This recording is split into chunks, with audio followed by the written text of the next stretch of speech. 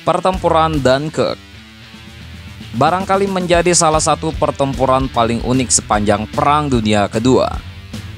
Sekitar 400.000 pasukan sekutu yang sudah terkepung dan terdesak di kota Dunkirk dibiarkan lolos oleh Hitler.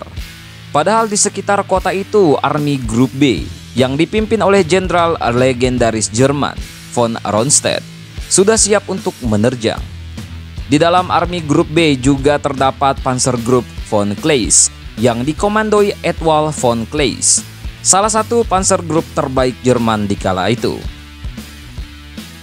Alasan mengapa Hitler membiarkan pasukan sekutu lolos dari kepungan Dunkirk masih menjadi misteri sampai sekarang.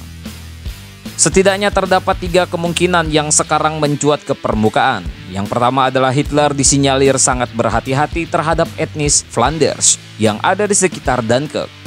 Etnis ini masih mempunyai kedekatan darah dengan Jerman dan ia kemungkinan tidak ingin menumpahkan darah mereka. Kemungkinan ini memang bisa saja terjadi, namun bukti memang tidak terlalu kuat. Lagi pula pemboman yang nantinya dilakukan oleh Luftwaffe menewaskan setidaknya 1.000 orang penduduk sekitar Dunkirk. Dan pemboman ini akan membawa kita kepada kemungkinan yang kedua.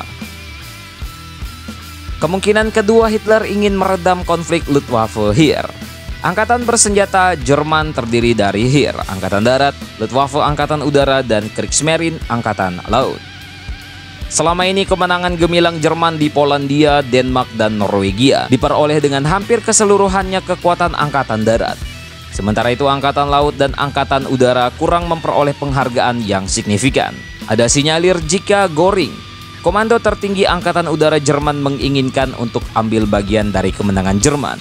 Apalagi Luftwaffe bisa dikatakan adalah angkatan perang Jerman yang paling Nazi dibandingkan dengan angkatan perang lain. Angkatan Darat misalnya, ia lebih terdiri dari para mantan aristokrat dan keluarga militer secara turun-temurun sehingga doktrin mereka lebih kepada konservatif daripada Nazi.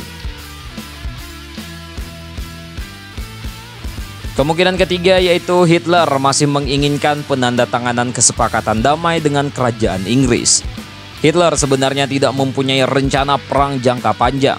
Dan ketika Inggris dan Prancis ikut menyatakan perang setelah ia menginvasi Polandia, ia tidak mempunyai rencana bagaimana menghadapi 2 negara ini sekaligus. Mujur baginya, kampanye Polandia berlangsung singkat dan gilang gemilang. Angkatan perangnya yang untested itu ternyata cukup kuat. Ia bisa memindahkan angkatan perangnya ke perbatasan Benelux dan Prancis untuk melakukan kampanye di sana. Namun Hitler tahu jika dari ketiga angkatan perangnya, angkatan lautlah yang paling lemah. Dan angkatan laut itu tidak akan mampu menghadapi angkatan laut kerajaan Inggris yang besar. Butuh waktu cukup panjang untuk membangun angkatan laut yang kuat. Membangun battleship atau kapal induk tidak bisa dilakukan kurang dari setahun. Membangun kapal-kapal perang lain yang kecil saja kemungkinan membutuhkan waktu berbulan-bulan. Kapal perang yang murah misalnya U-boat, waktu itu Jerman hanya mempunyai 53 buah. Jumlah yang tidak bisa dibilang besar di kala itu. Satu-satunya cara yang mungkin untuk menghadapi Inggris adalah dengan berdamai. Setidaknya untuk waktu yang sementara. Sebelum Jerman benar-benar mempunyai daya untuk menghantam Inggris di lain waktu. Apapun alasannya, Hitler telah melakukan kesalahan yang sangat fatal di Dunkirk. Dan kesalahan ini barangkali sama fatalnya dengan keputusannya untuk menyerang Soviet serta menganggap remeh kekuatan tempur tentara merah.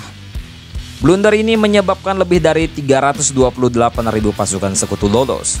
Kekuatan yang nantinya menjadi benih untuk menghancurkan tentara Eksis di Afrika Utara, Italia, dan kemudian di Normandia. Kekuatan ini juga yang membuat Inggris sedikit lebih pede pada Battle of Britain.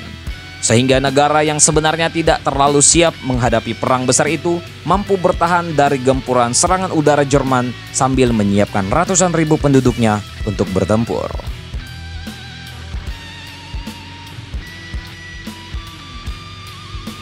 Tentang ini bagaimana menurut kalian, coy?